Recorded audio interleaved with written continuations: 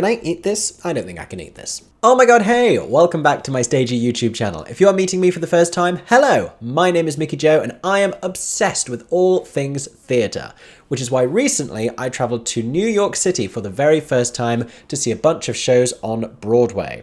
One of the shows that I was very kindly invited to review was the new musical Kimberly Akimbo, currently playing at the Booth Theatre. This show has a score by Jeanine Tesori, whose music you may recognise from musicals such as Thoroughly Modern Millie, and Shrek, and Violet, and Caroline or Change. And both the book and the lyrics have been written by David Lindsay-Abaire, because this is also an adaptation of a play that he wrote 2 decades ago. This was one of the shows that I was most looking forward to seeing in New York. I feel like it's definitely a frontrunner for the Best New Musical Tony Award, depending on when you're watching this video. Maybe it's already won the Best New Musical Tony Award. Maybe it's already been nominated. At the time of recording, this is pre-Tony nominations, so I am just speculating. But in any case, in today's video, I'm going to be letting you know my thoughts on this show. What do I think of the cast? What do I think of the score? What do I enjoy about it? Are there any areas where I think it could actually be improved? All of these questions will be answered in today's video. If you enjoyed this one, make sure to subscribe to my stagey YouTube channel, where you will see plenty more reviews coming very soon about shows both on Broadway and in the West End, where I am based. And if you want to see my videos before everyone else and get a chance to see some exclusive content as well, you can subscribe to become one of my YouTube members. Click on the link in the description and you can sign up for just £2.99 a month. Before I give you my review, if you have seen Kimberly Akimbo on stage, let us know in the comments section what you thought about the show. Now, let's talk about Kimberly Akimbo.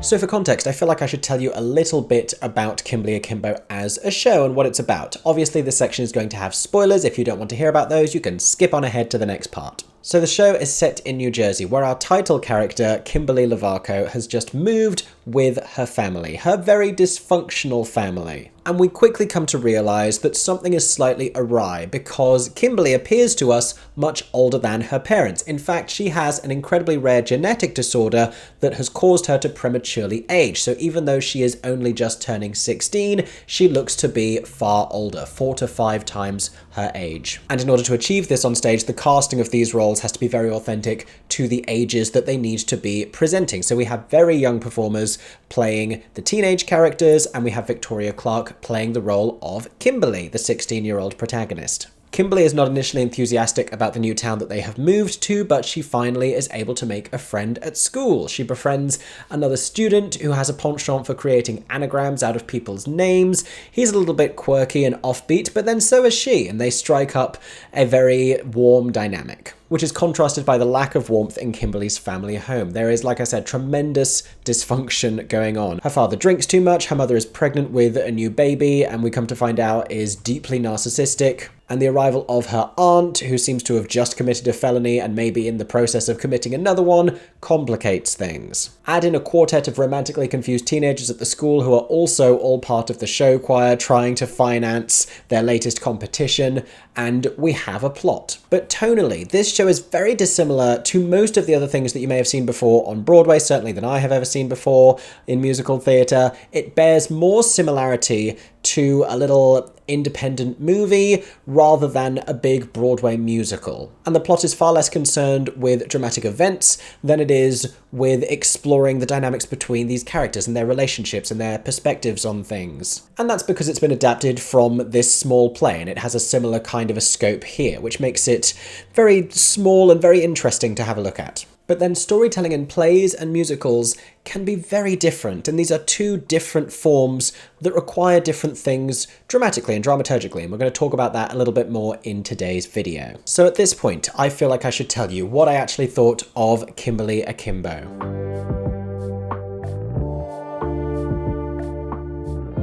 I really enjoyed this show. I think it's super interesting. I had listened to the cast recording before I went because I wanted to gain a little bit of familiarity with the score and with the lyrics. I think Jeanine Tesori's writing is so interesting, and there are some really great feel-good moments, there are some uplifting moments, there are some devastating moments. David Lindsay-Abaire's lyrics are similarly hilarious and then heartbreaking, and the way that they have managed to colour these characters, who are all just so colourful, vivid characters, vivid characters, and deeply human and deeply flawed. And even Kimberly herself does not consistently make perfect decisions, but is very much grappling with her own mortality in a way that a 16-year-old ought never to be doing. And it's out of the unspoken inevitability of her condition that a lot of the drama arises, and the tension in her household, and throw into this that her parents are about to have a new baby, one that they hope is born without the same condition, and perhaps they've even taken lengths to ensure that this is the case,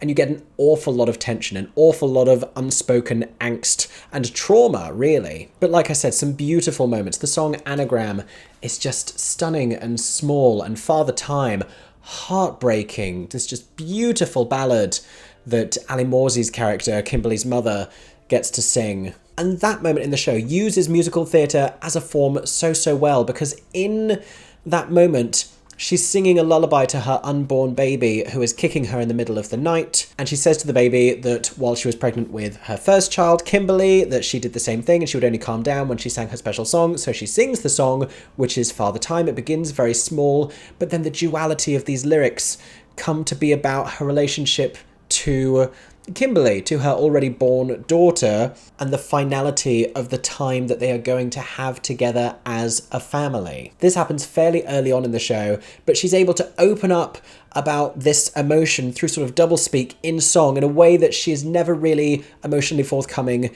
in her dialogue or in her interactions with either her husband or her daughter for the rest of the show. That's a great use of musical theatre as a form. At the same time, I do think there are some other moments of the show where the emotional depth and the drama and the tension could be expanded on a little bit more, and it does feel like a play with music added into it, which is essentially what has happened here, because it has been adapted by the original playwright with a composer to create a musical version. I feel like some of those moments ought to have been expanded, maybe even altering the plot a little bit, just to give it a little bit more theatrical scope. And it's not that I don't like the tone of the show. I like that we're going for this kind of an indie movie vibe where it feels very different and much more unique and original to a lot of the other things that you will have seen on Broadway. I am all about originality and new perspectives on storytelling and depicting characters that we don't normally see, characters from different backgrounds, and talking about disability and igniting those kind of conversations, because it's not a perfect narrative about disability. Certainly it platforms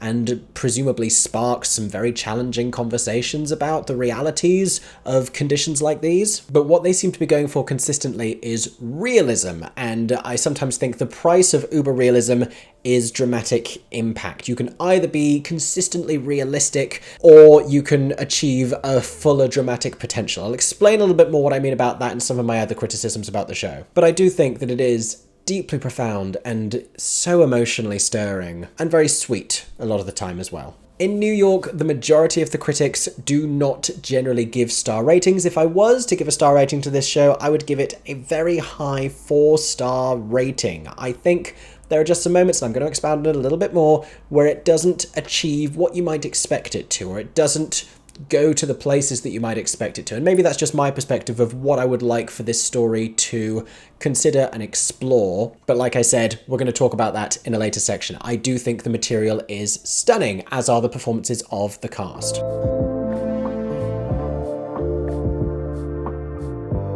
Let me tell you some more things that I really love about this show. In this part of the video, I am going to talk about something very exciting that happens at the end of Act 1 that might be considered a spoiler. If you don't want to know about that either, again, you're going to have to skip ahead a couple of sections until I talk about the cast. So we open in an ice skating rink called Skater Planet, and at the end of the first act, they do this incredible thing where we've seen them putting on ice skates and walking around on these ice skates that they managed to wear on stage, and I'm impressed that they're even walking in the ice skates.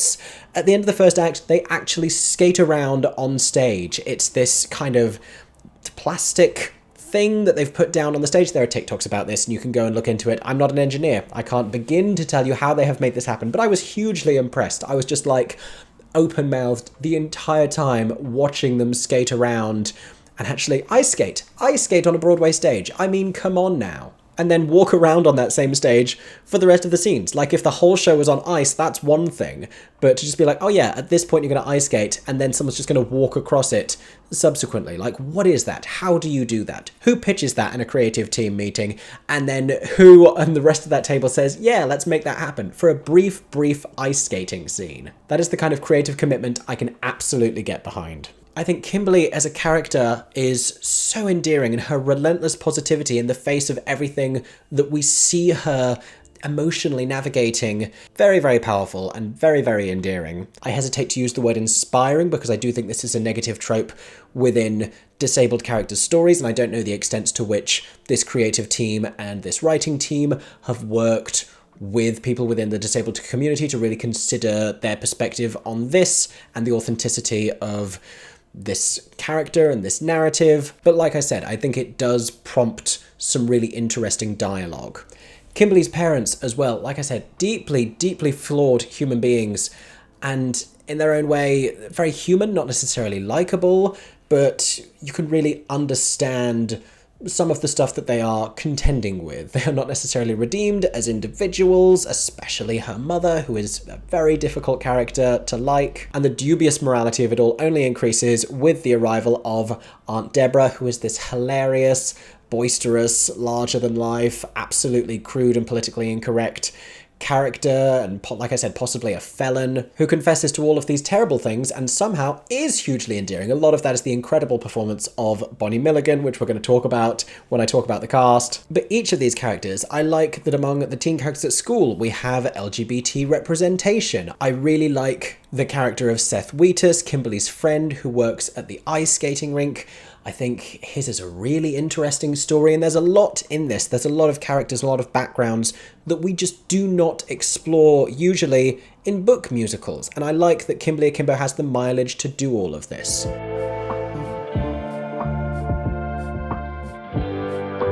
My favourite moments of the show, there are a couple. Like I said, I think Father Time is a beautiful song that just breaks me emotionally every single time. And there's a moment in the show where it gets reprised as well in another song, which is equally emotionally hard-hitting. Again, when they do the ice skating on the stage at the end of Act 1, like, that is just mind-blowing that they've actually managed to do that on a stage. That has to be one of the defining moments of the show. But my favourite was a song I was just so intrigued by since I listened to the cast recording. I think it's called The Inevitable Turn, or The Turn. This is a song that the family sing around the dinner table when things have been beginning to improve and everyone is making more of an effort to be kinder to each other and be more considerate, and her father is drinking less and her mother is trying to be a better human being. Aunt Deborah's even thinking about getting a real job rather than being a criminal, and all it takes is the slightest wrong comment said at a dinner table for everything to reignite into drama and argument that reveals some very difficult realities from the family's recent past that Kimberly was not privy to, and finding out about them proves overwhelming and shocking, both to her and the audience. And as I was watching this happen on stage, I knew what the song was, and I knew that it was called The Inevitable Turn, and I just so wanted them sat around this circular dinner table for it to start revolving as they sung this song, and it did, and I was so thrilled that it did. It's a great moment, and that and the ice skating are probably my favourite staging moments in the show, but I do want the revolve of that table to feel a little bit more deliberate. It feels like they're just playing the scene around the table and someone said, okay, go, and the table's just going to spin, and you just keep doing what you're doing as if it's not, and we're not really going to pinpoint any specific moments. We're just going to let it keep turning, and you keep acting, and the audience will be there somewhere, and they'll see something, they'll see someone happen. It doesn't feel particularly deliberate or particularly placed. It feels as though that could be more carefully choreographed to really hone our focus into specific areas, but then it would feel more theatrical and forced and less real and raw, which again, I feel like tonally is what they're going for. They're going for something very honest and super realistic.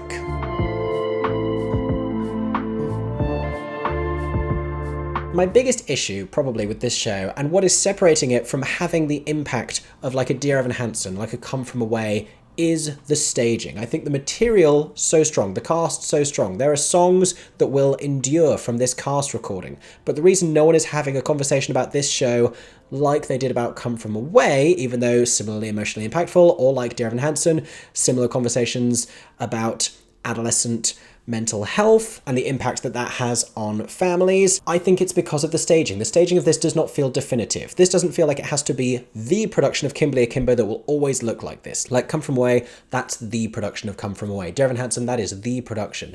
Kimberly Akimbo, this is a good production, and with the ice skating and with some of the sets and the way that they are revealed and pulled out, it does some clever things. But does it feel definitive? Does anything in this staging, other than a couple of impressive moments, really stand out as, yes, that has to be the way you put that story onto a stage? Or does it feel like, yeah, this is a production of this show, this is a means of putting it on the stage? I feel like there was room for there to be some more clever staging, some more captivating staging. I would like for some of the numbers to be more whimsical. I would like for some of it to get a little bit bigger, and it does musically. In songs like Better, this number gets huge, and you have Bonnie Milligan belting the most ridiculous, hilarious lyrics, and you have the show choir teens backing her up, which is a fantastic use of them. The fact that they can give you backing vocals to all of the songs in the show because they are the show choir, even the inevitable turn, which is this family dinner scene that they're not part of, they can come in and sing at the side of the stage.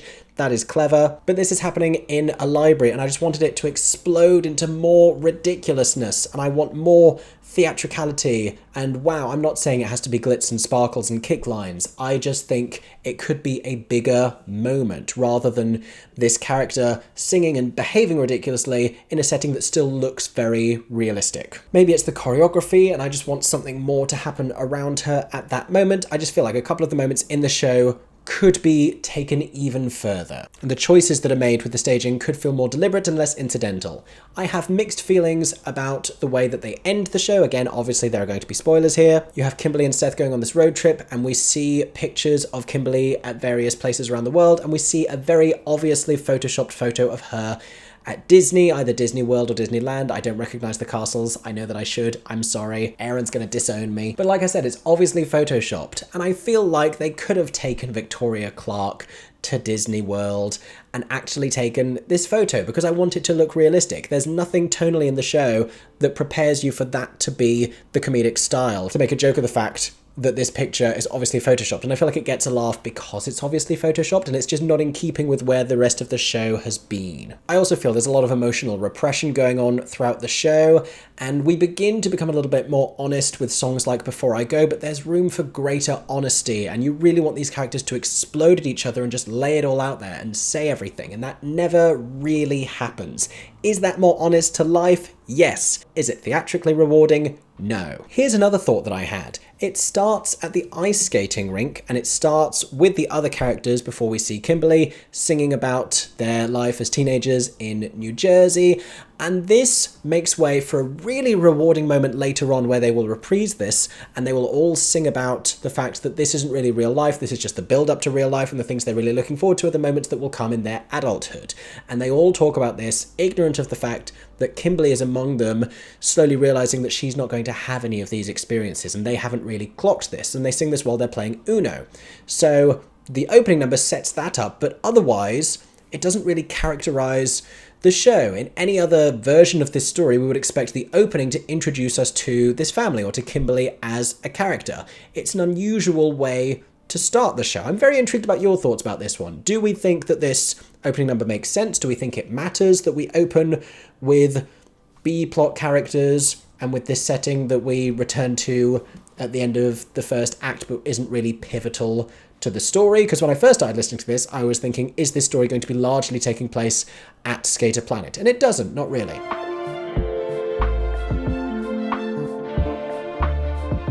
So let me tell you about the cast. We have to talk principally about Victoria Clark's performance as Kimberly. She does a beautiful job here. I mean, she's a sensational veteran of the Broadway stage. She is a Tony Award-winning actress, and she won her Tony Award for The Light in the Piazza for playing Margaret Johnson, this Southern matriarch who could not be further from Kimberly Lovaco, like just so different. And the winning thing about Victoria Clark's performance here, I say winning pre-Tony Award season, we'll see what happens, but the great thing about it is she is so believably 16 years old. You are able to suspend all disbelief going on here, and you just believe in Kimberly, 16-year-old who, yes, to us looks far older. And because of that, when she dresses as an older woman would dress later in the show for various reasons, we are as shocked as the people around her on stage. We have so come to understand her as a character and become comfortable with her that which ought to be the more ordinary looking thing is actually far more surprising. She delivers the dialogue with such a believable, youthful flair, and her relationships with everyone on stage are so genuine. It's beautiful to see her, veteran of the Broadway stage, like I said, sharing the stage with all of these young newcomers,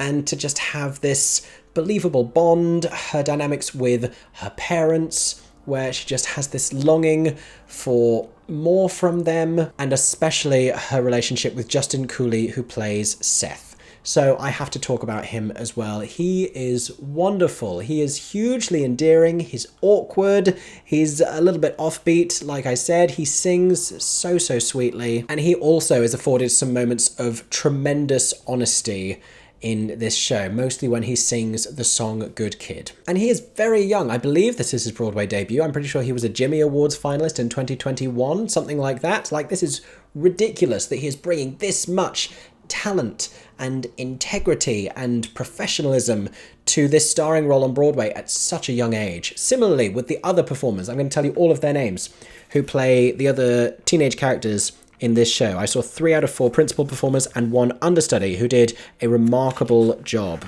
And all of them such quirky individual personalities. And like I said before, they have to be young. They have to be cast honestly so that we can see the disparity between their ages and Victoria Clark's age. This is not a show that works if you have people playing different ages to the ones that they actually look. So we had Olivia Elise Hardy, Michael Iskander, Nina White, and Alex Vinn was the understudy playing the other role. Then I have to talk about Kimberly's family because they are all fantastic. Stephen Boyer manages to make her father still relatable, and you can empathize with him because he is still funny and charming, and you can absolutely see, even though he handles it completely wrongly and he drinks and he is neglectful in many ways, you can absolutely see the enormous enduring love that he has for his daughter and for his family. All of that is just through his performance. He doesn't have to actually say any of that specifically. You can feel it. Alli Mauzey is also fantastic and so interesting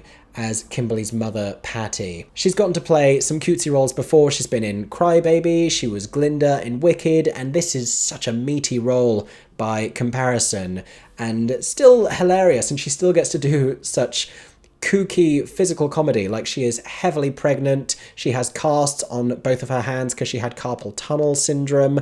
Like, she's a ridiculous character and so deeply narcissistic, and in many ways hugely unlikable, and we come to find out some really difficult truths about her character. But there's a humanity beneath all of that, beneath her being so self-involved and vapid in many ways. There is an honesty that just shimmers through moments, mostly when she's singing, when the musical gives her the chance to just really expand on her emotions privately to herself. That is lovely and honest, but she is just as wonderful when she is hysterically filming these crazed home videos to her unborn child that are filled with her anxiety and her trying to defend herself against potential mischaracterization. It's wild and silly, and she's wonderful. And lastly, Bonnie Milligan, who gives another fantastic supporting turn. She gets to play the opportunistic criminal Aunt Deborah, and not only does she get to belt to the high heavens, which is everything I need from Bonnie Milligan, who has a sensational voice, like one of the sensational voices on Broadway. If you haven't listened, you have to go and listen to everything she has ever sung, and you can thank me later. But the way that she manages to infuse humor into this show by playing this hilarious character without making it a comic caricature. Like, she, like all of them, is a real person, but she's so ridiculous, and the shock value of everything that she says and that she sings is so immense. It is another wonderful performance that completes a cast of exceptional performances. So those have been my thoughts on Kimberly Akimbo. Like I said before, if you have had the chance to see this on Broadway, comment down below with your thoughts about the show. Thank you so much for watching today's video. I hope that you have enjoyed. If you did, make sure to subscribe to my Stagey YouTube channel for plenty more reviews coming soon about all of your favorite shows. I hope that everyone is staying safe and that you have a stagey day. For 10 more seconds, I'm MickeyJoTheatre. Oh my god, hey, thanks for watching, have a stagey day. Subscribe!